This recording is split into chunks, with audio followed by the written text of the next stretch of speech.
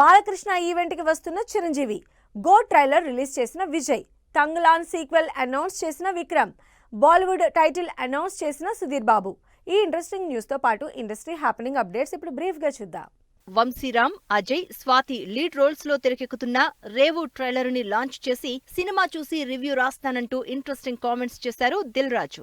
Balakrishna 50 years event ని September 1 grand గా celebrate చేసుకుంటున్నారు. ఈ ఈవెంట్ కి చిరంజీవిని ఇన్వైట్ చేయడంతో ఈవెంట్ కి అటెండ్ అవబోతున్నారు megastar. Tamil hero Vijay dual role లో వెంకట్ ప్రభు డైరెక్షన్ లో సెప్టెంబర్ 5న థియేటర్లోకి వస్తున్న గోట్ మూవీ ట్రైలర్ రిలీజ్ చేసింది టీం. విక్రమ్, రంజిత్ కాంబినేషన్ లో ఈ గురువారం రిలీజ్ అయిన తంగలాన్ తెలుగులో కూడా మంచి రెస్పాన్స్ అందుకున్న సందర్భంగా తంగలాన్ సీక్వెల్ కూడా చేస్తున్నట్లు అనౌన్స్ చేశారు విక్రమ్. సుధీర్ బాబు తన నెక్స్ట్ మూవీ అనౌన్స్ చేశారు. బాలీవుడ్ లో చేయబోతున్న ఈ ప్రాజెక్ట్ కి సంబంధించి జటాధర టైటిల్ తో పాటు శివరాత్రికి సినిమా రిలీజ్ చేస్తున్నట్టు అనౌన్స్ చేశారు.